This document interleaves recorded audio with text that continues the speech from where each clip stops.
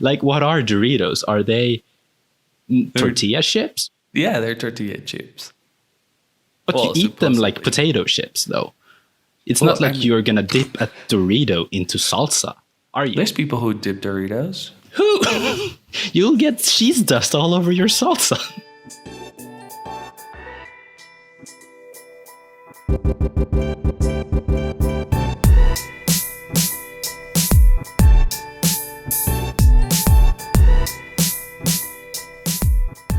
Hola, ¿cómo estás? Welcome to Films and Fika, the podcast where we have Fika and talk about film. Today's film that we're going to talk about is the Christopher Nolan recently premiered Tenet. With me, as always, is my co-host Mao, who's a Mexican that has a little bit too much free time on his hands and only watches highbrow films. And Algot, who is a disgusting person and a potato enthusiast. I think those are great synopsises of our lives. I think that summarizes it pretty much. Welcome, everyone. But first, what's on your mind today?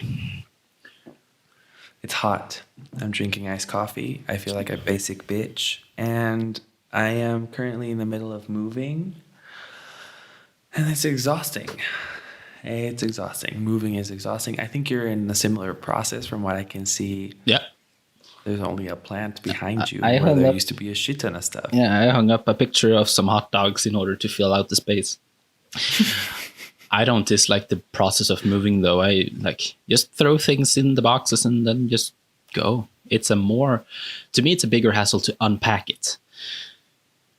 The thing is, like everything but moving. Once you have moved, that's when I struggle to actually get going. I have to put all the pictures and everything up the same day, or else it's never going to happen. It's going to stay in the boxes. That's fair. Thing is, for me, like, moving comes down to, like, it's how you really notice how much useless crap you've accumulated over the years. Mm-hmm. And so it's like I'm moving, and at the same time I'm trying to get rid of or donate or simply like let go of some of the shit that I've had for years, where it's like, I am never going to wear this again. I'm never going to use this again. I haven't used this in years. Like, you know? So it's a process. Do you feel like that's difficult for you, though? I usually go by the How I Met Your Mother rule of, like, if you haven't used it I think they go by 5 years. I usually go like 3 years. If I haven't used it in a significant amount of time, I'm just going to really get rid of it. It's going to hurt a little bit, but I haven't used it in so long. So yeah, get rid of it. I'm trying to be as economical with it as possible, where it's like, dude, I'm not going to carry this around for longer than it should have been in my presence. So yeah, I'm trying to live by that. It's harder though. I'm not a hoarder necessarily, but I am someone who tends to accumulate stuff, especially because I've moved around to different countries and for school and stuff, and so I just accumulate shit over the years because of that. I find it difficult to decide what to do with nostalgic items, because I have like boxes full of just old papers and pictures and stuff that have nostalgic value, but they have been in a box. That's difficult to throw out for me. Like, it's not like I'm gonna hang it on the wall or ever gonna have a use for it, but maybe, yes, maybe you're gonna appreciate it more when you're older. At least that's what I've been told. So that's why they're in boxes in the basement, in the storage unit. So how did you feel about going to the movies? Because I was a little bit iffy about it. I was iffy about it, sure, a little bit. Just like when I go to public transport during a pandemic and everything, I get a little bit claustrophobic. The cinema is obviously very safe and with the amount of people, but we are spending 2 hours together in that that one room. So I don't know. I get a little bit iffy at times and a little bit uncomfortable with the situation that I'm in. Even though it's proper, I guess. Yeah. I was so relaxed about it once I got to the movie theater, because they are actually taking a lot of care at least to the theater that I went to, you can see very clearly that they need people to go back to them and that they want people to go back to them and How feel so? safe. They are, you know, like you might go to a restaurant and they are following like the regulations that they need to follow. Yeah. But some people just go the extra mile. And I don't know if it was the theater that I went to or whatever, but it just felt like, you know, they understand that they need people to start going back to the theaters if they want to stay open. Mm-hmm. So everyone is like super protective. Everyone is taking it seriously. Everything is being sanitized. Like there's no funny business. The amount of people per theater room is so minimal. It's kind of like a joke. And so, yeah, it was fine. I loved going back to the movie theater. It's something that I think both of us live for in terms of experiences and what we like doing. Yeah. First of all, like maybe, yeah, I went to the local cinema, the smaller and crappy. Maybe that adds to my unease going there. That could be for sure, because it was already kind of crappy and gross. Like no, but I sat down in the theater and I was like, well, honestly, this was not like. Psh. I can see you romanticizing it a whole bunch, but this movie was not necessarily a film that you have to see on cinemas. It wasn't one of those epics, but yeah, I don't. I maybe I was just in a mood where I would just as well be at home in my couch, overpriced popcorn and sense. Uncomfortable seating. Yeah, I don't. Maybe you should go to better theaters. Maybe I should go to better theaters. I mean, I get the overpriced popcorn and I get all of that, but no, man, I had a blast. I had a really good time. I do feel like you've been building up theaters way more, or like subconsciously it's affected me more than I thought it did. And now when I'm actually back at the theaters, I'm like, what's the hype all about realistically? But I am usually more picky. I don't necessarily have to go to see a premiere just because it's a premiere, unless it's Star Wars, I guess. But then also Star Wars is one of those epics. You know what I mean, right? Movies that are better in the cinema. Whether it's be that there are like big ass action sequences and a lot of VFX and cool stuff. But something like Godzilla is not a great film, but it's going to be a better experience in the cinema than it's going to be at home or on a laptop for that matter. I don't know. I feel like obviously, like you said, there's a reason, and it's obvious that out of the two of us, the one who romanticizes going to the theater is me, because I honestly feel like I feel like every movie should be seen in the big screen. Obviously, there's movies that are enhanced by it, but I don't think there's ever a movie where you're like, yeah, I would have enjoyed this the same if I was in my couch. What about movies that are better alone? Are they better to go alone to the theater or better alone in your couch at home? Well, for me, like, I don't go to the movie theater with people who speak to me during the movie. Oh, no. So, you know, it's not like I feel like I am with someone necessarily. But for example, like I saw Marriage Story last year. Was it last year, 2 years ago? Whenever it came out. I was it last year, yeah. And it's a Netflix movie, so I could have just watched it on Netflix. But, you know, I had the opportunity to go watch it in the theater, and I fucking loved it. And, you know, it's not like this huge action-packed movie. It's a very heavy drama, and I enjoyed it a lot being in the movie theater. And I think, like, I understand why filmmakers romanticize it, and I understand why filmmakers are so adamant about their shit going to the movie theater. There is something about it, you know? I just feel like when it comes to dramas such as Marriage Story, it's just so grounded and set in reality that sure, it might be that if you are on the big screen, you will be more immersed in this real life movie. But I feel like different from, you know, Godzilla, that is obviously sci-fi and fantasy, whatever. But I feel like me just as a person will be just as immersed no matter the screen size. Good audio matters, though, it does. But I also really enjoy stretching out on a couch. I feel kind of restricted in a theater seat.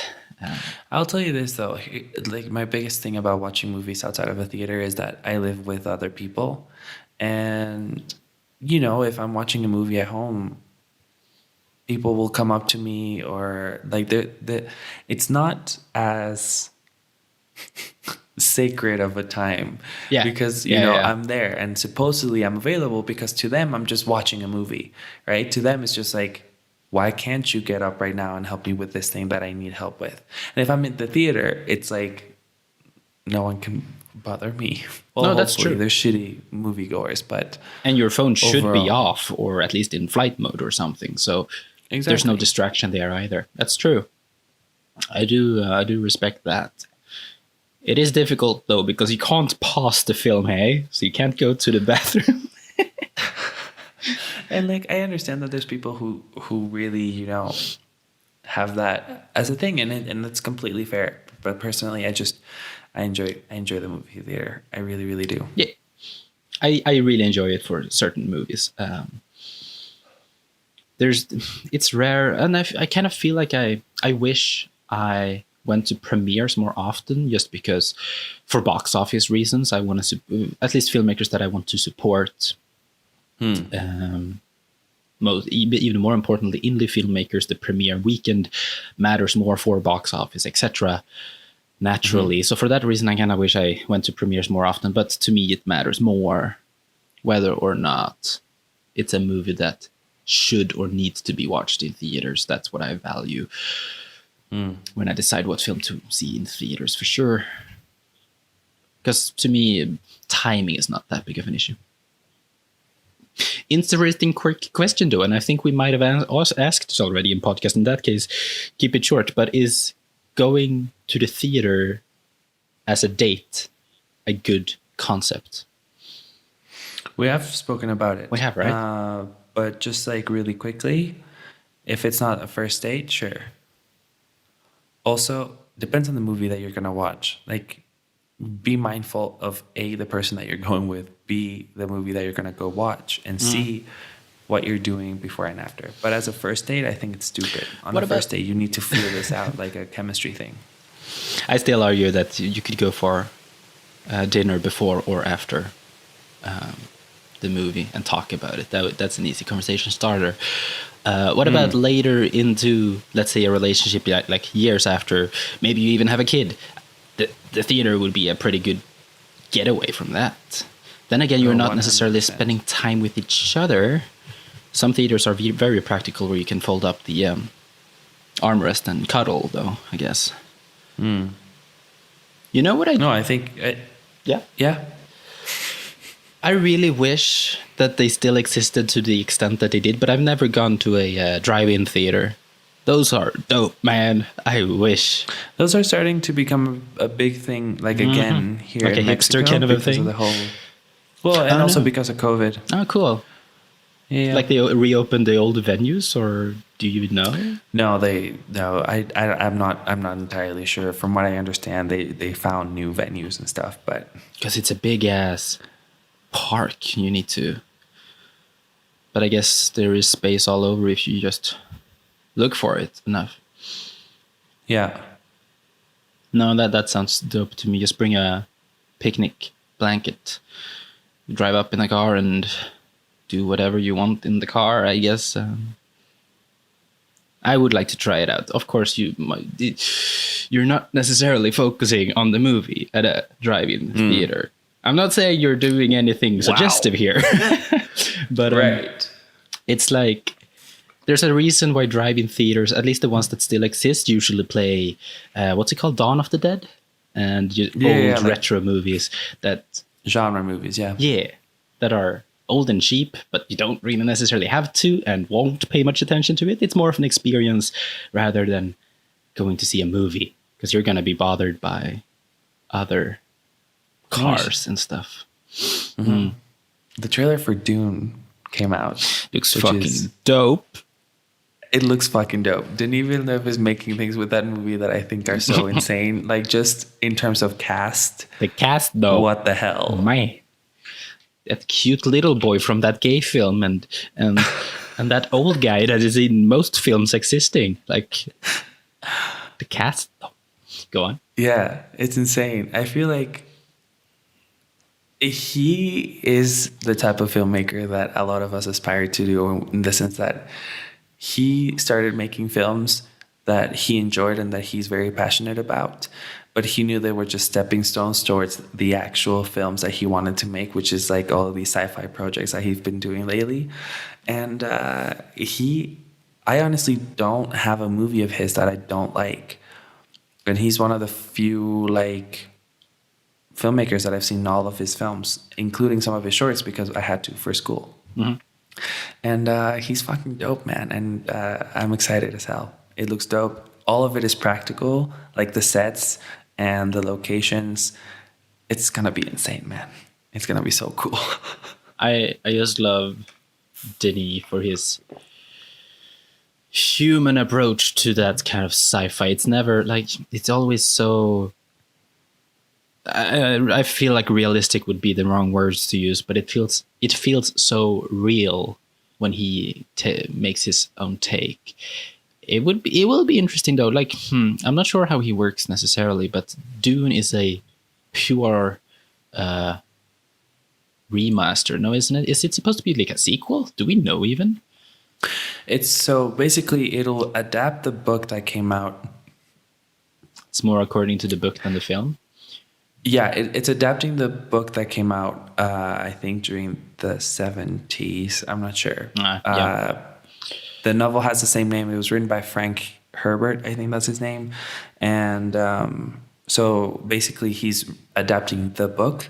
He doesn't have anything to do, like the new movie will not have anything to do with the David Lynch version of it that came out a couple decades ago.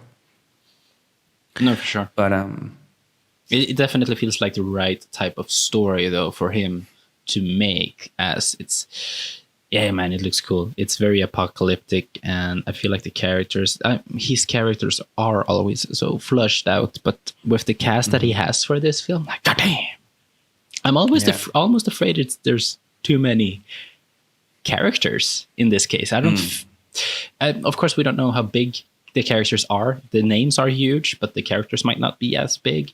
It seems by the look of this teaser trailer, or whatever type of trailer it is, that there's a lot of people on screen, though.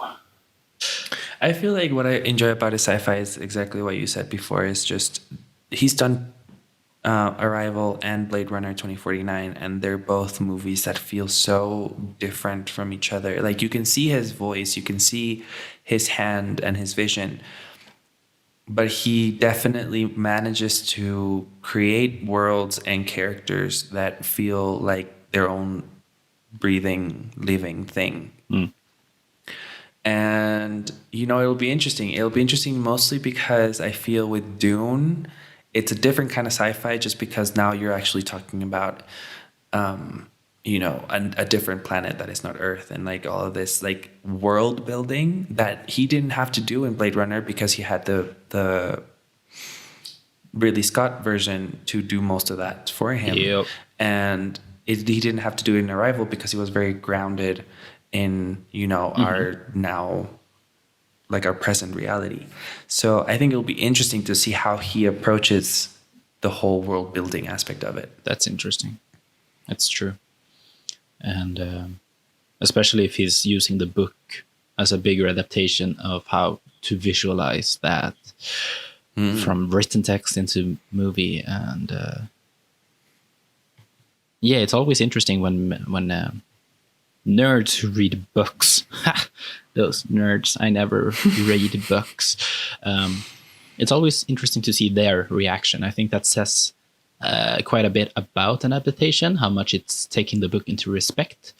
Whether that is necessary or not, that could be your own call, but I find it funny to see people's reaction to the character that they have visualized after reading the book, or certain props even, and how different they are, or how similar and good they are. Interesting thing, it doesn't really matter for the film ultimately, as they are completely different mediums. Yeah. Alrighty. Yeah. We can jump into our recommendations for the week, Algat. What do you have in store? What's your recommendation? Oh, you want me to go first? Yeah, go first. Oh my God. This is unprecedented. You always go first. It's like you have no respect. I can go first if you want to.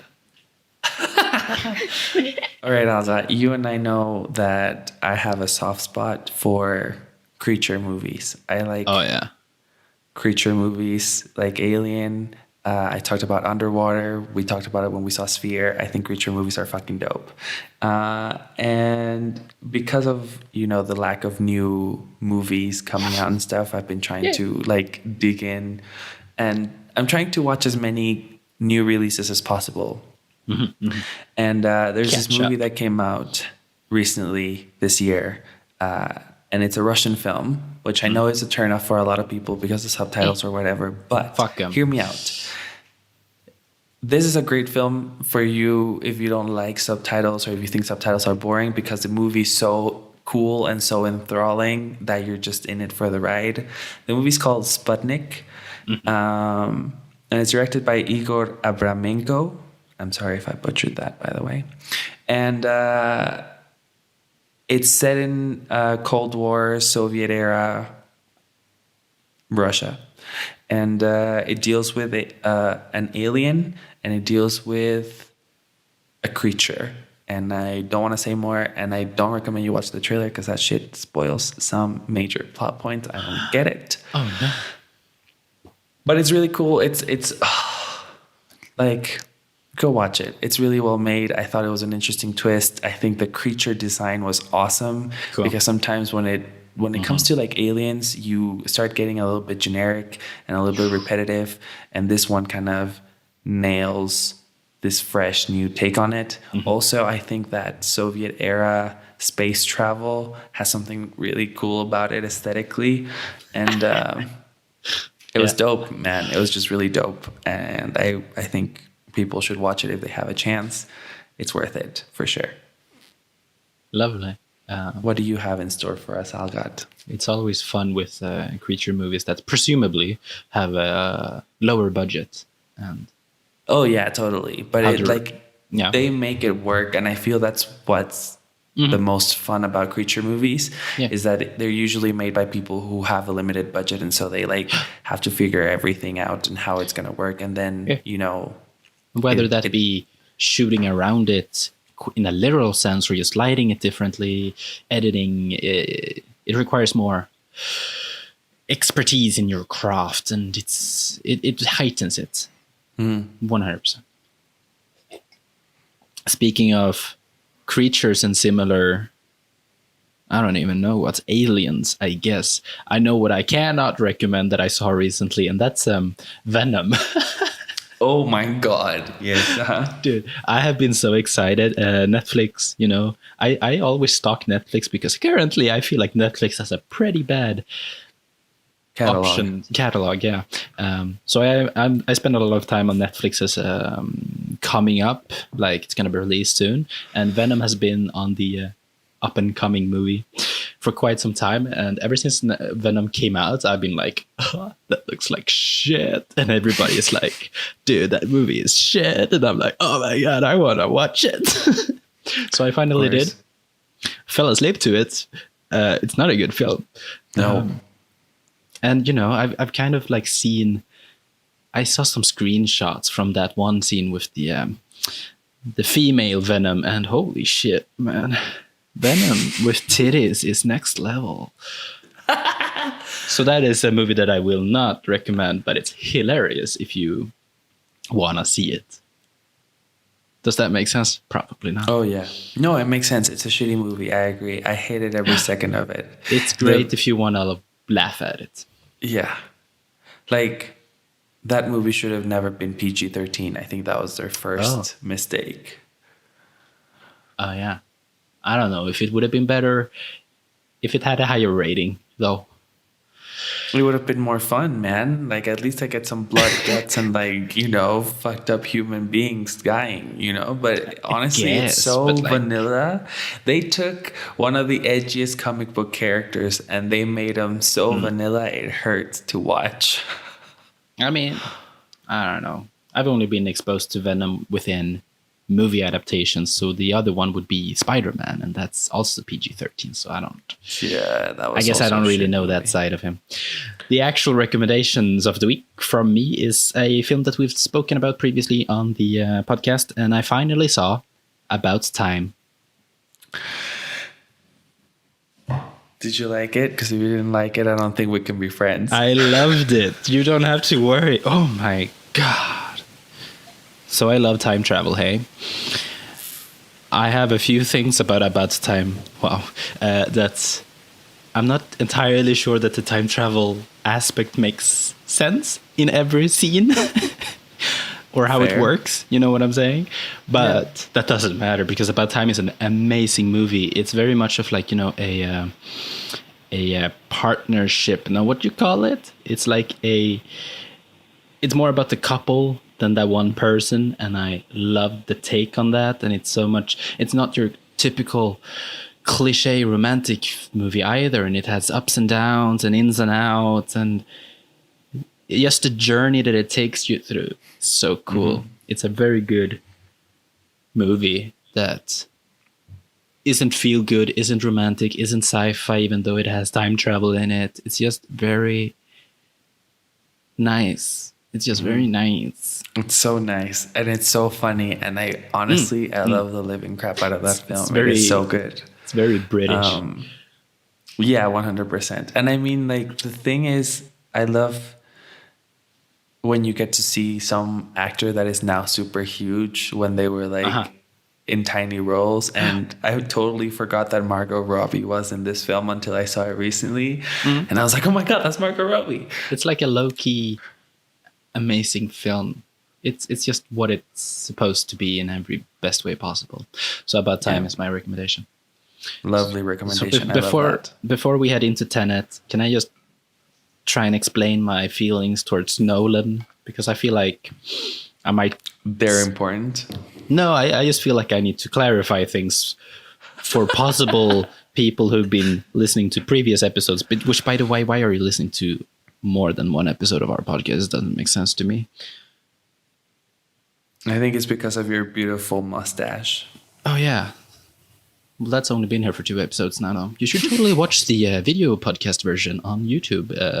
www.com/ No, that's not how that works. Films and Fika on YouTube. Watch the video version if you feel like watching my beautiful stash. I feel like I've been hating on Nolan a whole bunch in previous episodes. Yes. But I stand by it. I do believe he's overrated. I thought you were going to go the different way with that, where you were like, but he's actually, like, I enjoy his movies. But you're like, no, man, I'm sticking with my arguments. This is where I'm planting my flag. This is what I mean, right? I am the master. I'm the king of double standards and morals and everything good. I am. But Nolan, I love his movies. But I feel like he's overrated despite that. Like, The Prestige and Memento are movies that really stands out of his to me, and I love them for it. Inception has amazing concepts. Interstellar is cool, I guess. No, but he's a great filmmaker. But I guess I don't love filmmakers that are pretentious to the point where they wear suits on set and he doesn't have a smartphone and yada yada. He's old school and all of that, and I feel like that is a little bit over the top. To my experience, I feel like a lot of people are praising him to be the epitome of a filmmaker that you can be, and he's just a master and everything. I don't think he's that. He's amazing, but Memento tops my list, and that was one of his earlier mainstream movies. I feel like you can do better than Nolan, honestly. Oh, Dunkirk came out recently. That was pretty stellar. So he's a good filmmaker, but I feel like he's getting more praise than he deserves. There are so much more out there than Inception. I mean, Inception is not the best concept, even though it's very high concept and so difficult to understand. It really wasn't. So I don't feel like I explained it necessarily much better, but that's where I stand with Nolan. Should I clarify something? Is it too much? No, I think you've been very. I think you're clear. And you see, this is funny to me because I don't care about him as a person personally. I think, like, he can be whoever he wants to be on his set. There's things that he does filmmaking wise that I think, just make sense to me. In how I would want to run my own sets if I ever get to do that again. His movies, though, man, I really enjoy his fucking movies. And I think I've talked about it before on the podcast, but Inception has a big part to play with when it comes to me making film and me wanting to make film. Inception was the first movie that kind of made me go, how the hell do you get to have this be a thing? Like, how do people make movies? Where do you go? How do you, what's the behind the scenes work? That's the first time that happened. And that led me down this road of, film school and all the other stuff that we've been through together. So yeah, I feel like when it comes to his movies, I'm good at handling my expectations of them because I don't like all of them. I enjoyed Dunkirk. I enjoyed it a lot, but I still think it's not even my top my top two, right? Like, at all. Like, it's good and I enjoyed it and I can totally see what he was doing with it. Yeah. And most of the criticisms that people have against it, I actually defend, like this whole idea of him not giving names to his characters and all of this, like, where is the emotion? Where's all this, like, Saving Private Ryan aspect of this war movie where it's like, he's not American. He's not celebrating war. That's the whole point of the movie. Yep. So, yeah, I feel like when it comes to Nolan, I enjoy high concept. I enjoy that his pretentiousness comes from the fact that he wants to craft an experience for you as a moviegoer. And I appreciate that because I think he nails it every time. I do feel one aspect. We haven't even spoken about Batman: The Dark Knight. That one is amazing. Yeah. That's true. I do appreciate. I still like Tim Burton's trilogy the most. I do. But regardless, that was not where I was going. I feel like the thing that people get hung up on with Nolan is the fact that he loves doing things practical and builds sets and travels to location and glorifies it so much. And then, like, that's great and all. Cool. If you're going to flip a truck in The Dark Knight, that's great. That's going to make for great cinema, yada, yada. Shoot an IMAX for all that I care. But I feel like he's overly glorified as the person who only does practical things. Of course, in Interstellar, he did most of the effects within camera. Yet something like the black hole, that's fully CGI VFX. That's a simulation that they're in. I do feel like people are simplifying it too much to the point where he does everything practical. But no, I feel like he is an example of a person that has a good blend between practical effects and visual effects. And I do feel like, I believe, it's hard to tell, and that's a good sign in Tenet that we see a good blend between practical effects versus or on top of CGI VFX. Oh, bro, I read some shit about how they did some other things on Tenet, and it is holy crap insane. We'll talk about it when we get into the spoilers. But, like, for me, it's props and respect where it's due and when it's due. And in this case, I've never had a bad experience going to a Christopher Nolan movie in the theater. True. He manages to captivate and create a world where I am fully engaged and I am there for the ride. And to a certain extent, that's why a lot of people go to the movies. So, but I don't think he's the epitome, though, as people make it sound. No, and like whenever I think about like my favorite directors or the people that I want to make movies, like he never comes up in conversation. For me, it's more about. For me, it's way more about Denis Villeneuve or someone like, you know, even though it's like the most cliche film bro to say, I think David Fincher is so attuned to human nature and human morbid curiosity that just like he gets under my skin in ways that no other director does. And, you know, those are the types of people that I look to when it comes to my own filmmaking, you know? Someone like Edgar Wright, who knows exactly what he's trying to do with every film that he's doing. But yeah, Nolan, I feel, I don't know. I don't know how to explain it. I enjoy his movies. I agree with you that, you know, he might be put on a pedestal by a lot of people, for sure. And honestly, like, let's keep the conversation going in the comments below. Let us know if you feel the need to defend Nolan. I'm sorry if I am being too harsh. I hope that my conversation about Tenet is gonna make it better for you. But let us know your personal feelings about Nolan. If you have any experience or your thoughts on the movies, do you even like them at all? Maybe you have a distaste for his entire filmography. That would be interesting to hear. Let us know. But until then, let's talk about Tenet. First off, non-spoilery thoughts. Non-spoilery thoughts? Fuck. Honestly? Yeah? Go watch it. I think it's worth a watch. I think it honestly is worth watching. It's not even his longest movie. And I had a great time. I saw it twice. Really? Which I don't normally do that when it comes to movies hitting theaters. And I would see it a third time, to be completely honest. So I can't necessarily recommend it. It's aight. Fair enough. It's aight. But it's not like, it's far from his best, Nolan. It is so far from his best. It falls pretty far down the list.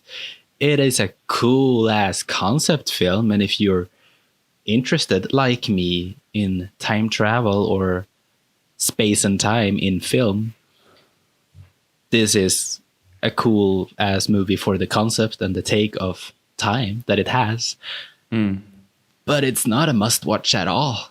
It's aight, I guess. Damn. Yeah. Damn. I'm glad. I'm glad I saw it because there's a lot of cool effects and a lot of cool. Well, it's a very high concept, but similar to. I feel like you can compare it a lot to Inception, but Inception just. It's not that the concept is less or higher, but it works better as a story. I feel. I don't know if that's due to storytelling necessarily or just characters, but. I'm afraid that I might have hyped this movie up just because it is Christopher Nolan and we haven't seen much fantasy sci-fi from him since, well, one movie ago. But it's been too long, man. It's been a while, yeah. Because Interstellar came out in 2014. 2014. So it's been 6 years, give or take. Once it did come out, I heard a lot of people being like, well, I have contradicting feelings about this film. I'm not really sure what I feel about it. So I guess I went in with mixed expectations, and I don't think that colored it too much. But it's a cool flick, but I can't recommend it, unfortunately enough. It's not a must-watch, at least. For me, it's like I managed to control my expectations going into this movie, mostly because I think I don't hold Nolan up on a pedestal. And so I'm like, you know what? I'm just looking to go be entertained. And I did. I don't know if I would go as far as to say it's his best work, but I also know I wouldn't go as far as to say it's far down the list. It is.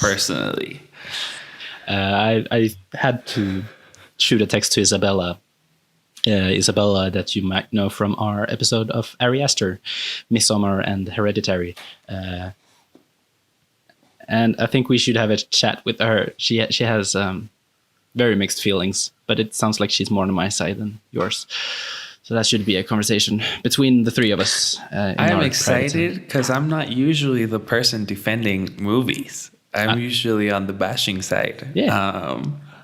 So it'll be interesting. I feel like the only time I've defended a movie to you on the podcast, was it her? Oh, yeah. That didn't sit right with me. Isn't there another example of movies that I've disliked? There must be. Midsommar. Well, that was also on the podcast then. Yeah. You all should go check out those episodes, by the way. We have special guests and they're funnier than we are. Sure. All right. This is your spoiler warning for the movie Tenet. We know it's fresh and new. Do with what you will of our recommendations or not. And see the film before you continue the podcast. This has been a spoiler warning by our sponsor, Doritos. I mean, I wouldn't mind if we were actually sponsored by Doritos. Dude, free Doritos. Heck yeah. That's an overrated snack, though. Now we just lost our sponsorship. Like, what are Doritos? Are they tortilla chips, or are they tortilla chips? But you eat them like potato chips, though. It's not like you're gonna dip a Dorito into salsa, are you? There's people who dip Doritos. Who? You'll get cheese dust all over your salsa. This is a totally fair argument. I don't have a horse in this race. I don't even dip. Let's just. On the spectrum from Cheetos to potato chip, it's like more towards potato chip, but it's not so far from Cheeto. I like Cheetos. At certain times, crunchy Cheetos are good. I like the flaming hot ones. Oh, yeah, no, good. Tenet. So, if you're still around and you want a quick synopsis, it goes as follows. It says, armed with only one word, Tenet, and fighting for the survival of the entire world, the protagonist journeys through a twilight world of international espionage on a mission that will unfold in something beyond real time. The movie is directed by Christopher Nolan, and it stars John David Washington as a protagonist. No, that is not me making a reference to story structure. That is actually how he is credited. Robert Pattinson as Neil, Elizabeth Debicki as Kat, and Kenneth Branagh as Andre Sator. Lovely cast, to be completely honest. I think they're great. And I think mostly this conversation, I think, can be really interesting because, and I don't know how you feel about this, I don't think we need to hit every story beat like we usually do. Oh, no, sure. Yeah, I mean, ultimately, it is a concept movie. It is very high concept. So that's what's the most important, yes. I feel like for this, just because of the, not necessarily convoluted, but definitely layered story and how it is told, I think it'd be better if we just have conversations about how we felt about the movie. And you're right. And we can talk about specific scenes and such. Yeah, of course. For sure. That makes more sense. Completely. So we can start by, I can start this conversation by saying that I feel this movie is two different movies. The first half of this movie is a spy thriller full of espionage and breaking into places and breaking out of places and stuff like that. I kind of get a sense of a heist movie. Yeah, 100%. Which I fucking love. Yeah. And secondly, there's a point in the movie, and it's a super clear point where everything turns full on concept sci-fi. What the hell is happening? Yeah. And it's really cool because basically, so the main idea of the movie is that time is not linear, and that linear time is just how we perceive it. But realistically, time is just always happening. And we are, traveling forwards through time, but through this new technology, we are able to inverse the entropy of an object, person, and or whatever, and have them travel backwards through the time, which I think is a dope ass concept, especially because time travel is such a, tried and true part of sci-fi. Every single like sci-fi thing has time travel as part of it in some way or another. And I was kind of careful about my choice of words there. It's not a time travel film, but it plays around with the concept of time a lot. So I'm unsure if it's ever been made before, but it's certainly the first time that I've seen this take on time travel, if you will, on the screen ever. And it works very well to me, who is someone that's very invested. One of my favorite movies, I think we spoke about it, is Primer, for example. Typical time travel film, different from this. So, but I love understanding how it's supposed to work. And yes, halfway through the film or so, it started to become more uncomprehensive, but I really didn't mind it. I was able to like let it go enough so to where it's like it makes sense, and I can see it's being rewatchable. Therefore, maybe you can answer that. But I really enjoyed the take on it. It was sort of refreshing, sort of interesting to see, and the way it worked visually was stunning. Yeah, no, for sure. I feel it's, man, okay. When it comes to the actual time aspect of this movie, I think the actual movie is very clear about what it wants it to be. And it even says it explicitly, like, don't try to understand it. Yeah. Just, go with it. But I know, the way I know Christopher Nolan, there is a thought behind it. It must be logical, scientific.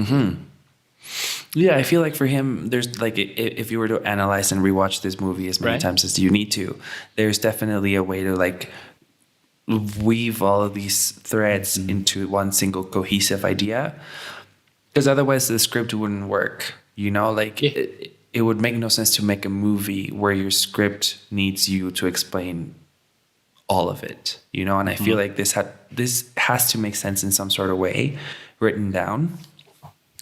And maybe we'll see it down the line. I think that'd be interesting. But what I think is really cool is that the movie ends and I'm like, I don't necessarily know every single detail. I don't know the exact specifics of everything, but I got the big picture, and I really enjoyed the ride when it came to the confusing like twist over a twist over a twist that starts happening at some point. Okay. Yeah. I thought it was really cool. I thought it was really well done in terms of that. I understand that people might think it's, overly complex or stupidly convoluted. But what I want to know is where does this movie not work for you? Where did it go wrong? Because I thought it being time travel and it being a new take on time travel, you'd be a little bit more on my side. Probably everything but the concept, honestly. Okay. The character is not too interesting. We don't know him very well. We have the highest feeling of a lot of different characters playing a major part in this bigger scheme of things that we are unaware of and everything. But no character is I feel like the Neil character by Robert Pattinson is the more flushed out or whatever character. Maybe that's just because Robert worked well within that role, within that character. Granted, at the end, the protagonist kind of showed his true colors when he stepped up to the plate of being what he's supposed to be. like the villain himself didn't feel that threatening. So characters a little bit muted, in my opinion. What I would have liked to see would be probably bigger plot twist. You have in Inception, you have this major plot twist. I forget it now. I should rewatch it. But it's something very unexpected. The one scene, the first time we're set in within the Norwegian painting gallery kind of thing. Oslo. Yeah, that place. When they're about to steal the paintings, are they supposed to steal the paintings? They're supposed to do something with the paintings. Were you ever? No, but hey, they're supposed to break into this place because they know that he's hiding something in there. They suspect, well, like John David, the protagonist, he suspects that that's where he has like the bullets that are inversed and stuff like that. That's what it was. Yes. And so two masked guys appear from this place, and there's inverted bullets and there's action, and Neil unmasks one and quickly runs over to John and stops him from killing this one guy in a mask. Was it ever unclear to you that that ultimately was his future self? In the moment, like the first scene, to me it was very clear. Like Neil uncovers his face and like, oh my god, his facial expression is like, oh, so that's his future self or something. Well, that's cool because they're obviously inverted, traveling backwards in time.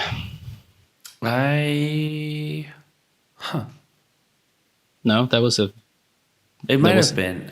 Okay. The thing is, like, you've seen it a lot of times now. Well, I've seen it 2 times, and I think here's like before we get into the whole like, you know, what, because I think I know where you're going with this. Let me rebuke a little bit in terms of the characters. I feel sure the villain is kind of meh. I'm not gonna lie to you there. Like, I understand it.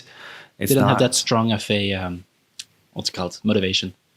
And I think there's a point behind it. But what I will say though is, when it comes to Robert Pattinson's character Neil and the protagonist, upon rewatch, everything works better.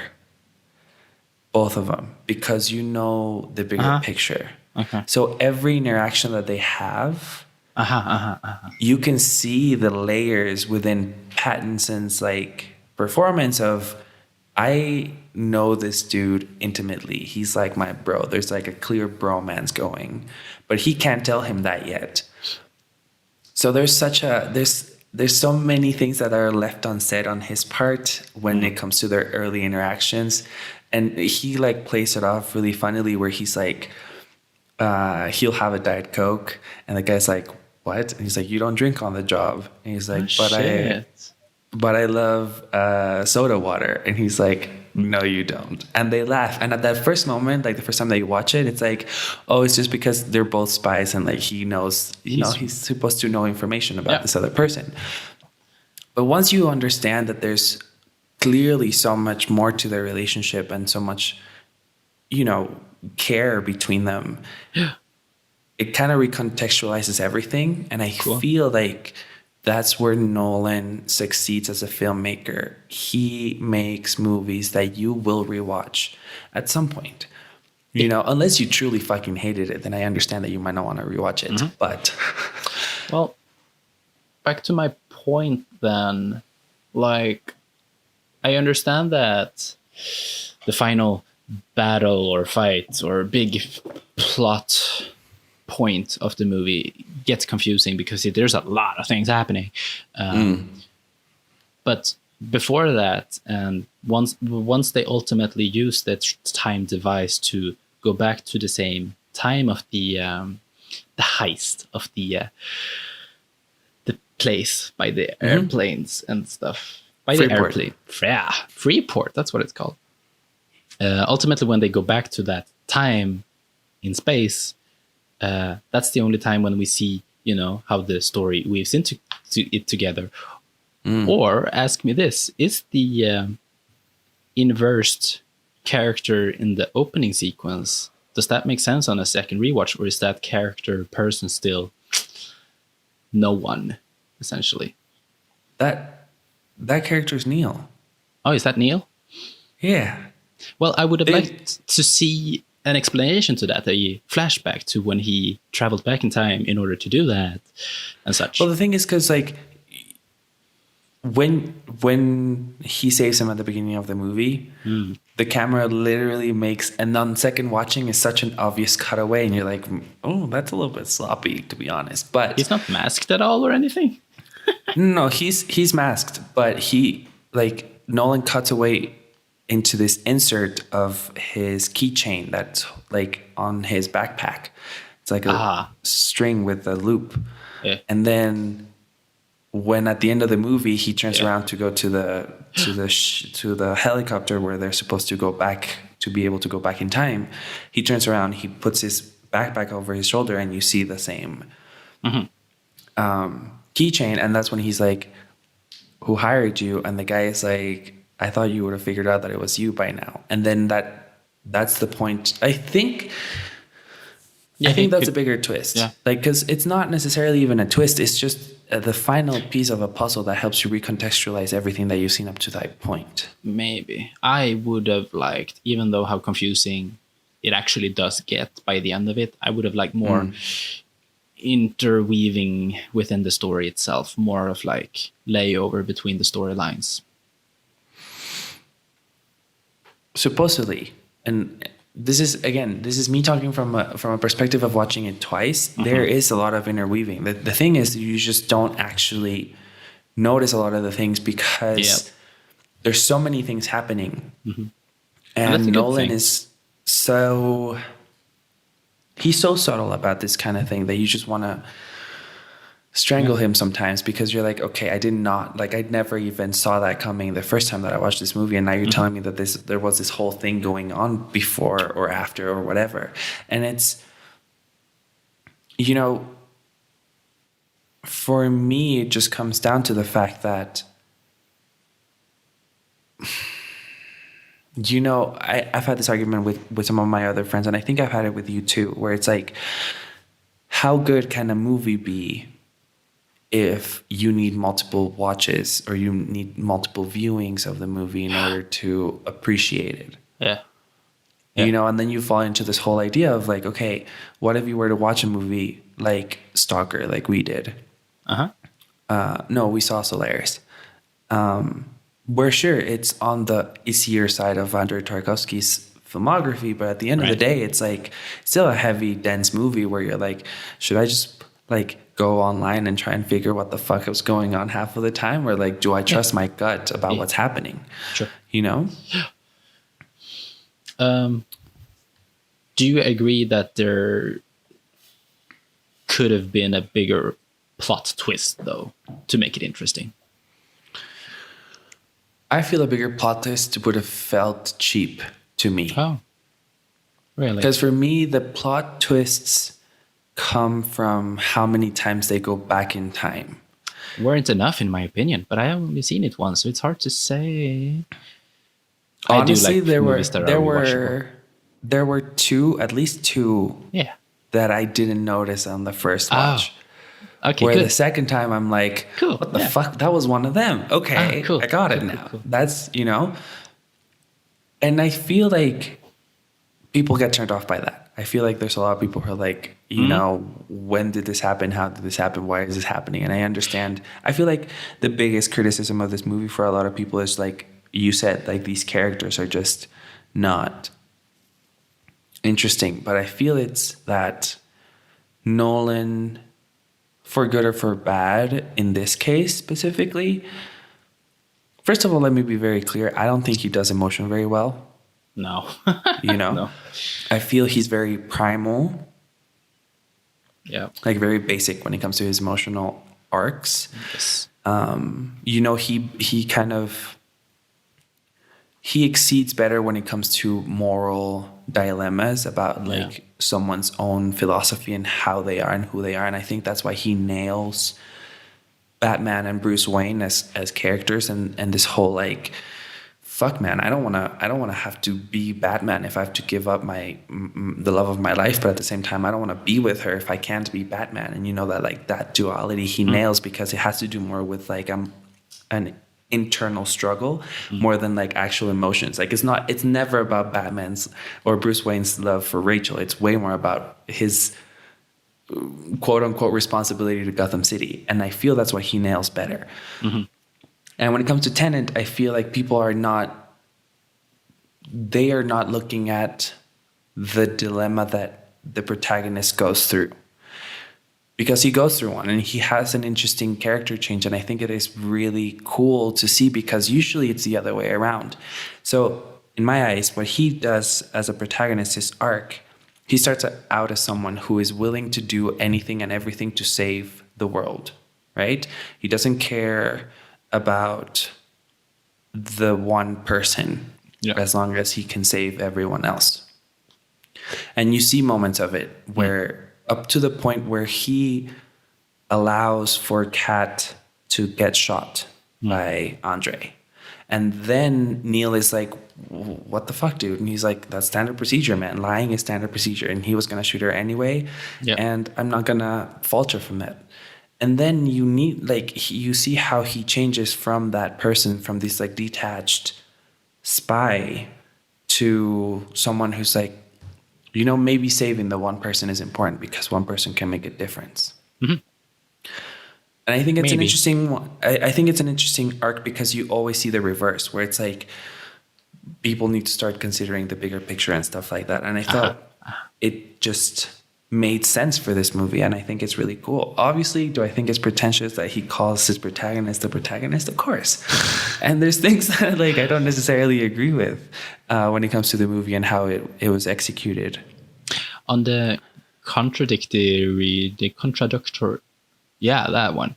The relationship between the protagonist and Kat, Elizabeth, I felt like there wasn't a good enough dynamic between the two to excuse his respect for her life in that sense. I'm not looking for romance at all, but I didn't see a clear reason why he would start to care about the individual. As you said, like the growth within the character, absolutely, that's cool.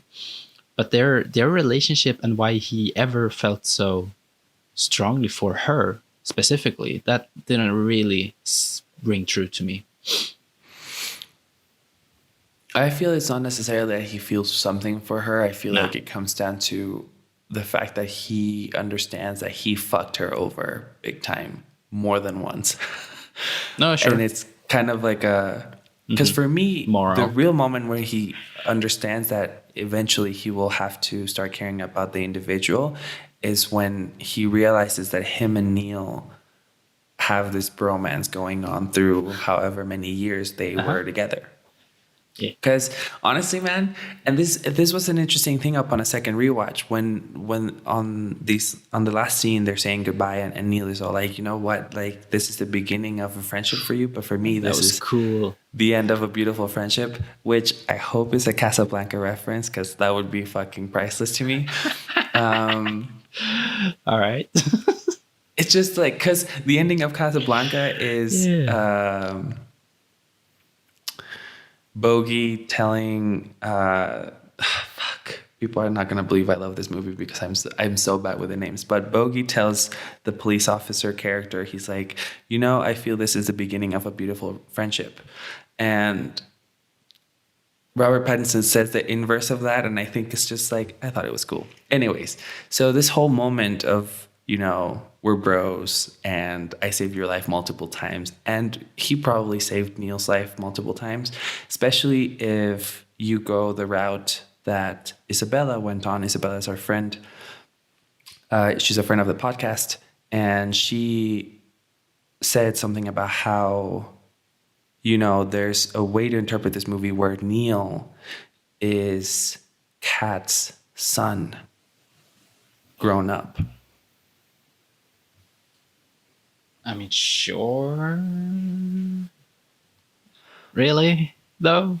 Personally, after 2 rewatches, I don't know. That seems far off, dude.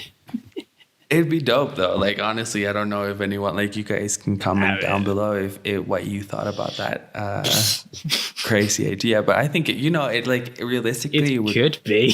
It could be, yeah. I mean, sure. Like for me, it's about all the things that come into context within his relationship with Neil, because it's just,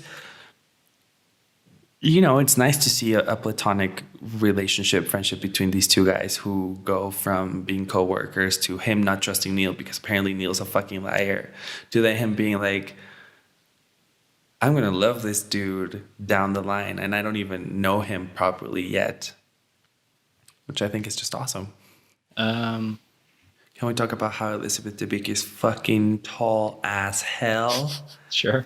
She's like taller than every single dude on the cast. And what I love is that Nolan was never like, oh, we need to shoot this so that she doesn't look taller than everyone else.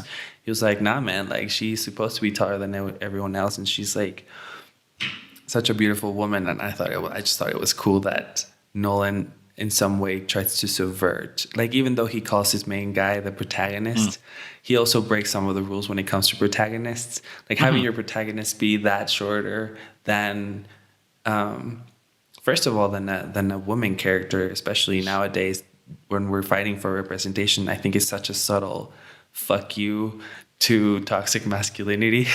Because there's like so many guys who are like, I would never date a woman who's taller than me or whatever. Right. I don't get it, man. But I thought it was just really cool to see. Also, I think Elizabeth is a great actress, and I really love how she plays this character differently than her character in Widows, her character in Widows is also in an abusive relationship.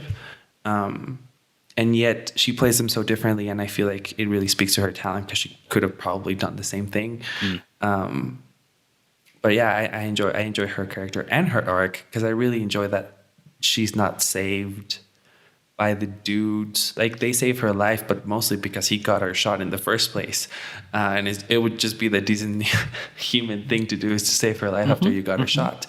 But the end result is her taking her own life into her own hands, and that's exactly what she wanted from the beginning. She wanted her freedom. I think that was really badass too. I guess that is a nice tie-in to the story, the timeline, I should say, of how it works out in the past, but with the present traveling back and stuff. I guess so. You said something about audience members being confused. You were bashing out it a bit. I do believe that this one, if you were to compare it to Inception, I feel like I might be a bit too much. But I feel like this one is less accessible compared to Inception. I remember when Inception came out and people were like, whoa, this is so cool, so high concept, so intelligent. It really isn't. I mean, this film, I can see, it really doesn't try to explain itself as much, and it doesn't, as we said, care about it either. It's just, don't think about it too much. It's time. It's confusing. It's supposed to be, and but it would make sense, and I respect that.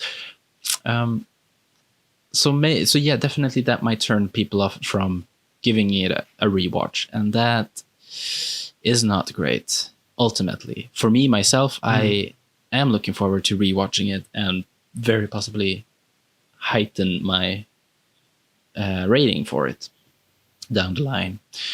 But yes, maybe for the betterment of the film itself, I feel like it could be more clear of the concept of how things worked and such. Is there a point where it lost you necessarily, to throw that question back at you? Because to me, it was a point when they started to include this, the military type of dudes, and just so many things happened at the same time, and there was a lot of different timelines that were thrown back and forth. That's when chaos started erupting, and we started following multiple characters going through multiple stages of inversed and reversed time. Inverse, and they call them inverse and Normal, yeah. Forward. I don't remember. Yeah, something like that. So it was a bit iffy at times. Is there a specific moment that you would have liked more clarification, for example? No, honestly, my biggest problem with the movie is just that the villain guy is such a pastiche of your Russian Oh yeah, basic motherfucker. yes. The And fact it's that not he even the has fact to that be he's Russian. Russian, but for me, it's like I thought this is. Yeah. It's not like you know. And it's very much like, Personally, oh, back in my Also- teenage years, I was in the Soviet Union, and that's when it all started. for me, it's like sure, keep him Russian, but then don't make him such a fucking stereotype. Like Yeah. Sure, he can be Russian because like the radioactive material came from the Soviet Union. Everything that you want to tell me about how and why he needs to be Russian, that's perfect. I totally buy that. Why he needs to be a stereotype, that's beyond me. Especially when like you're talking about an actor who's putting on a Russian accent, and I'm like over that. I'm over that because as someone who's bilingual and someone who is mostly seen, like I've mostly seen my people represented as people who have accents. It's just exhausting at this point. And it feels like such a caricature of like, yes, I am evil guy and whatever. And I'm like, sure, but he like, Oh my why god, though? he has a heavy Russian accent. He must be the bad guy. Yeah, exactly. I thought that was the only thing where I was like, this fair could have been fucking so much better if he would. Because realistically, man, if he got rich and shit in his teenage years, I don't see why he's been living in the UK for, he looks like at least 50. So you're telling me that he couldn't at least soften his accent? 40 years speaking English, like that's just my take. Well, that's not that major of a negative point on a movie. No, man, the thing is, like, honestly, I love spy movies. So the first half of this movie where it's like a heist movie and you're like putting like all these pieces together, dope as shit. And then I like the high concept sci-fi thing where it's like I'm not sure exactly what's going on. And the first time I was watching this movie, my head hurt a little bit when the whole inverse thing became a thing where it's like multiple people are becoming inversed at multiple times throughout multiple timelines, and then it just becomes this big jumble idea of who's when and who's where, but most importantly when. And I didn't mind it because I was there for the ride. I was like already invested at this point where I'm like, this is a dope movie. And I was afraid upon a rewatch that I was not going to enjoy it as much, and I honestly really did. Good. I love the score and I love the cinematography by Hoyte van Hoytma. I think he's such a god. Like I know we talk hoped about for more Hoyte than we got. Of course, it doesn't have to be more soft lighting and all of that, but I kind of hoped for more Hoyte. Like realistically, in terms of Hoyte's own work, her and Ad Astra are probably always going to be like the top for me because they're so beautiful in what they're doing. But when it comes to the technical aspects of how they shot this movie, Yes. his work becomes more apparent. Yes. So I'll let you in on it. I think it's really cool. A lot of the reverse action that goes into it, they didn't shoot normal and then reversed it in post-production. Really? They rehearsed and they choreographed the fight scenes and the movements of all of the actors so that it seemed like they're moving backwards. Yeah. Obviously, it might be heightened a little bit in the like post-production aspect of it Right. because, it's still a film. but most of the things were done in camera anyways. And I think when you really look at the nuances of how you have to position and choreograph the camera itself so that all of these other elements come to work, I think it's kind of really kick-ass how he works with Nolan that way. So when the car is flipped over and has completely crashed and is totaled, and then flips back over and continues driving, that's in camera. That's so cool. Yeah, well, 100%. Yeah, Man. That's the only thing they did in camera. No, but I mean, like, you know, especially that fight scene between the protagonist and his future self in the Oslo Freeport, I think that looks insane, and it must have been a bitch to shoot. No, I'm aware that they choreographed a lot of things the way it would happen in reverse, and that's a major props to the stunt guys, because some guy in an interview said that they essentially had to rethink and relearn everything that they had learned up to that point of how things looks in reverse. And that's something that works in favor of the concept so much. Like, it's so visually pleasing with a guy that's moving forward in time and a person that's inversed. It looks weird. It's like dope as shit to see, and it's so strange looking, but also so cool because it kind of makes sense when you understand, when to that point of the movie you understand the concept enough. And I think that's something that works well in the film too, is that they start with a bullet of just dropping it, but you catch it ultimately, and then you catch it in the gun, and then to a fight scene, and then more and more and more. So again, the concept is simply the strongest part of it. Talking about the VFX though, there must be, or there are some certain things, like for example, a bullet hole in concrete closing in. Maybe that might be reversed, sure, but I think many of those, at least in some cases, rubble fall back up in the later part of the movie. We see an entire building collapsing versus that shot is so cool. That's really nice. Yeah. So that's what I mean, like how they play with a car being flipped over and playing that in reverse, and that being a practical stunt and or effect made in camera, contra explosions and just gravel falling inversed, just to add small effects here and there very subtly, adds so much to the visual. I don't want to say visual gag, but the visual effect that brings things to it. And they play a lot of things with, there's this one shot when it's like a drone shot panning around a big ass ship that's inversed. So the ship is moving backwards. We see the wave closing in as the propeller is pushing away the water, but all backwards. And it's very beautifully done how our protagonist is doing push-ups, but forward in time, whilst everything else that we see is inversed. Yeah, it's insane, because that means he probably had to learn how to do it in reverse, so that when they reversed the footage of the ship, he looked like he was moving forward. I guess it could. I do assume that one in particular was green screen, though. Very well done, so, because that would mean that they would have had to have a robotic camera. Knowing Nolan, for all that matters, it could be played backwards simply.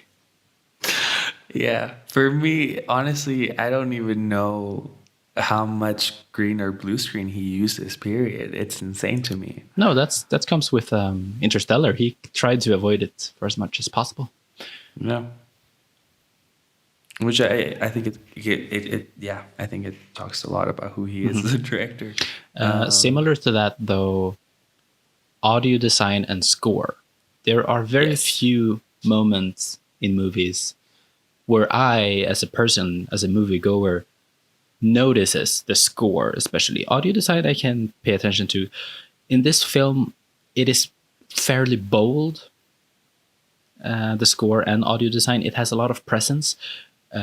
With bold and obvious notions. In some aspects, it's trying to simulate heart beating and feeling from the POV of the character. It might be a bit too much at times, I gotta admit. But the score, other than that, is just amazing. It works so well to fit the tone and the unease within the scenes. I especially noticed at the first part of at the first time we interact with inversed bullets, the score is subtly increasing with the unease and uncomfortableness from our main character. Do you have anything to add to that? Well, the composer is a Swedish. He's Swedish, yeah. Gentleman. Cool. Yeah, his name is Ludwig Göransson. Göransson. Oh, sorry, he is. And no, I think you fucking rocked it. The score is so, like you said, it is definitely noticeable. And I would say, good thing or bad thing, it might be a little bit reminiscent of Hans Zimmer, but not in a derogatory way, not in a derivative way. I think it's just we associate Hans Zimmer with very high concept, very loud soundtracks, and that's just because he's such a big name. I wouldn't call this score cinematic in the same sense. Exactly, and that's where I was going. I think the score adapts to the movie in a very specific way, especially because you're talking about time. And I might be wrong, and I'm not sure, but upon second rewatch, I noticed that when the protagonist goes out into the inversed world for the first time, the score also inverses, and there's subtleties that make it seem like it is also being played in reverse. I don't know if that's true. I don't know enough about the composing process that went into this movie. But I mean, if that's true, I think that would be really dope. I bet it must have been, doesn't it? It's all about the details when it comes to those kinds of things. Yeah, and when it comes to the sound design, I will say this, especially because a lot of people are having an issue with it. And I think the biggest disclaimer that you and I can make about sound design when it comes to Christopher Nolan movies, specifically his dialogue, we have subtitles in the countries that we live in. Sure. So a lot of the times it's like you're not necessarily, dependent on just listening. But I kind of enjoy how Nolan plays with sound in a way that is not usual because, sound is such a weird thing when it comes to movies because you're not supposed to notice it. But if something is wrong, if something is different, you definitely notice it. And for example, the first sequence of this movie, the whole opera sequence, is super loud. It is so loud. And it is supposed to, from what I understand, it's like, obviously it's just supposed to shock you and you're just kind of like, what the fuck is going on? And it's supposed to be like this like sensory overload, especially because, well, there's a lot of fucking things going on and we don't know what the hell is going on at the same time because we don't know these characters. We don't know who we're supposed to be rooting for. They're all wearing black and no one is making much sense. But I love that sequence. I feel like it's so well made, man. It is so well crafted. And I think when it comes to that and just like the editing of it, when it comes to the pacing, and I think pacing is important when you want to do a high concept movie that is also an espionage movie. Honestly, pacing is kind of important in any type of movie because otherwise you get Brigsby barreled over again. I never felt like this movie was 2 hours and a half. I honestly didn't. No. By the time we realized that the protagonist is the one who's behind this whole pincer movement and that he's halfway through, I was ready for like at least another half hour of the movie where we see him like catch up to his future self or something. Not that it would have worked or anything, but subconsciously, like I was down to keep going with this ride that we were on top of. And I like the way that time travel works and how you see the subtleties of it. Like when Kat calls him and she's like, it might be nothing, and then she gives him the time and location of where he shows up. I think those are really cool moments of time travel movies. And it works very well. A similar sequence to that is when John Well, the first time he really goes into inverse time and is attempting to redo or retrieve the artifact. I forget what they're called. That weird box thingy that is kind of like, that's sort of gimmicky. Regardless, he gets in the car. Of course, the car that we've seen previously, because as you said, that's how time works. And the car flips over, and he ultimately is responsible for helping out the bad guy. And that's when we later get the famous quote, "Don't think too much about it. It's what has happened has happened," and stuff like that.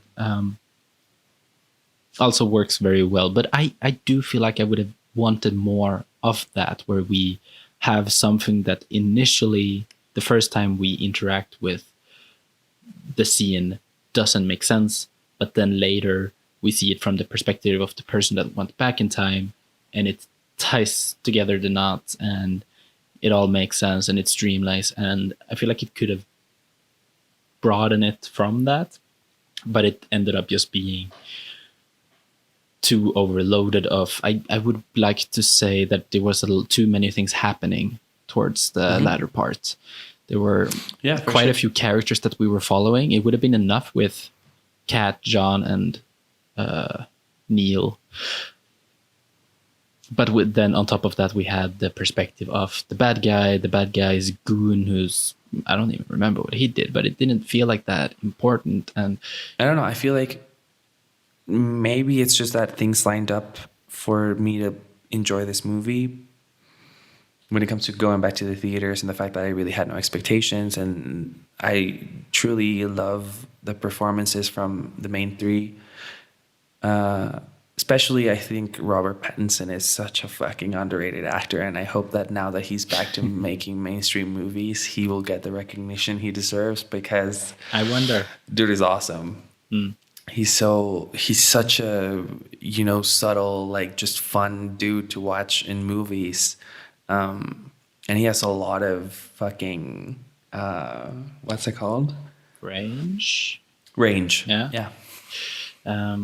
So, yeah. Do you feel, a completely different question, but Nolan as a filmmaker, did you get a sense of this movie deviating necessarily for the mainstream appeal?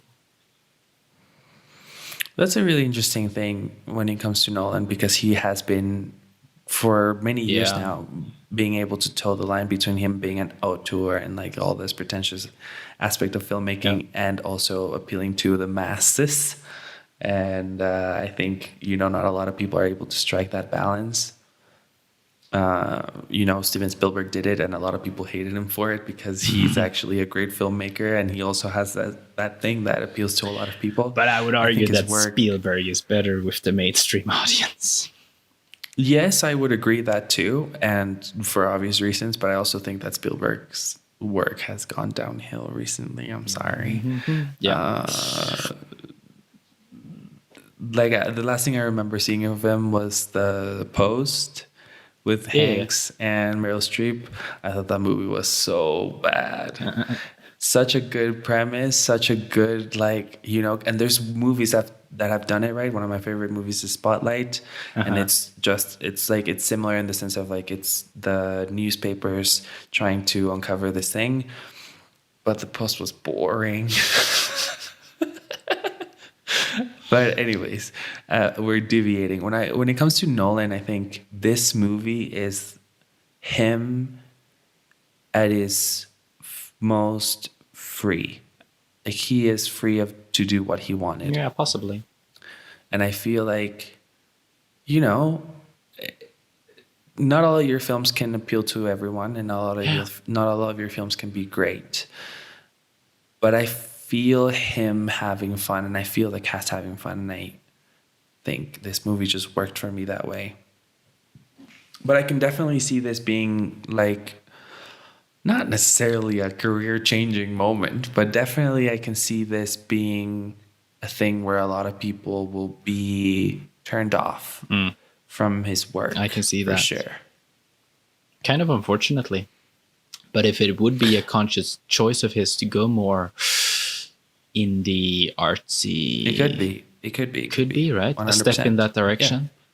In that case, yeah. And I feel like everyone kind of hits that moment. For example, to go back to one of our favorites in the podcast, because, you know, we keep coming back to him and I don't know why, but Wes Anderson has started getting some mainstream like success. Yeah. You know, like there's still some very quirky aspects to his movies that turn off a lot of people. But like a lot more people saw the Grand Budapest Hotel than they saw the Royal Tenenbaums, if you know what I'm saying. Mm-hmm. So with the French Dispatch, I feel like that's him at his most. Like, I think it's gonna be him at his most Anderson-y, and it'll be interesting to see what happens with that movie when it comes to people who have started following him recently. Yeah. And it happens in every filmmaker's career because it's a thing, you know. And it happened to Tarantino with Once Upon a Time in Hollywood, where it's like, you know, back to the basics of dialogue and the fact that he loves making dialogue heavy films, and the fact that there's only a certain amount of violence, like there was in Pulp Fiction or like there was in Reservoir Dogs. And a lot of people were like, what the fuck happened to the gun-toting bloody motherfucker that we fell in love with on Django, you know? And it's a caveat of creating, but I feel like with any sort of artist, they have this kind of moment, and I think it's going to be interesting to see where Christopher Nolan goes after this, whether he tries to come back into our mainstream or he goes like, no man, like this is the direction that I want to follow, and he keeps on going that way. I do believe so. It will be interesting to see what kind of direction this will be heading. So when it comes to ratings, Mao, I've made my mind up about it. How many stars do you give Tenet? Tenet works for me. I like the performances. I love the score. I think the concept is dope as shit. And watching it twice made me sure of its rewatchability, way more than Dunkirk, for example. I think, I've never been like, I want to rewatch Dunkirk. Yeah. Which is not to say that it's a bad film. I'm just saying rewatchability is always a big factor in our ratings, at least for you and me. So, you know, barring the caricature stereotype villain that it has, I really enjoyed this movie in many levels, and I look forward to watching it again, and I'm going to give it a 4 out of 5. I don't have a good summary of my feelings about the movie necessarily. I would have preferred a bigger payoff, a bigger resolution, and I feel like the story might be lacking a bit. Not in its clarity, and especially not in the way it went about the concept of it all, but rather possibly in motivation of characters. However, I do believe you that it's very rewatchable, and I'm looking forward to increase the rating on a later rewatch, which I am excited to do regardless. I think it'd be really interesting to hear your thoughts afterwards. For sure. But for now, I'm gonna have to give it a 2.5 out of 5. Damn. Like a good average standard. Yeah. It wasn't too special for me. Falls around in the same area of the prestige for me of Nolan's filmography. I think you should rewatch The Prestige. I don't know. Prestige doesn't work for me too well. It's too... Yeah. Same thing there. I don't have that big of a payoff. It's kind of predictable, but that's a different movie for a different podcast. Yeah, for sure. If you were to rank Nolan's movies real quick, top 5 or whatever, go. Inception. Yes. For sure. Moments, give me a second. Just that I am aware. Shit. I always forget Batman is in there. Batman is good. So for me, it is definitely... It would be Inception, The Dark Knight, Memento, Interstellar, and I don't know about the 5th spot. I feel like Batman Begins, The Prestige, and Tenet are all the same level for me. And then after that, The Dark Knight Rises, and then Dunkirk would be my least favorite of his. Like, shit. because I've never really had an urge to rewatch it. Like, at least with Batman, with like The Dark Knight Rises, there's moments where I'm like, you know what, I need some Anne Hathaway in my life, because she's amazing. It's I really really love her turn as Catwoman. So what I love about Dunkirk is that it's just so immersive. it is. No, and I'm not saying it's a bad movie. The things that Hans Zimmer did with the score for that is insane. Ooh, mama. But it's just not necessarily something that I would rewatch. Like I've done with like Inception or The Dark Knight, where it's like those two movies I've seen so many times. I feel like Memento is very rewatchable. That's a definite one top spot for me. But he does really like to play with time, doesn't he? Yeah, time is all over his films. I can respect that. Even like Interstellar. even The Dark Knight has a subtle like plot point that has to do with time and countdowns and. Oh, okay, yeah, sure. Yeah, he always manages to find a way of putting it in place. And Inception obviously has a lot to do with how we perceive time, where it's like every level of a dream is different. Mm-hmm. It's cool. I enjoy that for what it is. I do think people talk about Nolan so much because of the mainstream aspect of his filmmaking that it's kind of like whatever. It's kind of like what happened to Tarantino. If I might say so myself. Oh yes, it's definitely therefore. I'm just tired of him being brought up in conversation. Yeah, for sure. For sure, I get that. With that out of the way, congratulations for making it this far into the podcast. You poor soul. If you, for whatever reason, want to hear more of our voices, make sure to subscribe, follow, and follow us on Letterboxd or whatever. You know, there's a lot of platforms and places for you to see more of our faces or listen to our voices. We will see you next time. Thank you so much for joining us. And, share this podcast with someone that you like, or maybe someone you don't like. Just to annoy them. Yeah, be the change you want to be in the world. Wait, those don't go. No. Whichever you choose. Thank you, Alga. This has been a lot of fun. I will see you next time. Thank you, Mao. It has been a pleasure on my part. Likewise. Good luck with your move. Yes. Next time, my pride flag will be back, and it's not gonna look so isolating. The room is so empty. No, it's gonna be fun. It's gonna be fine. But I'm excited. Another good talk with more movies coming. Bye. Bye-bye.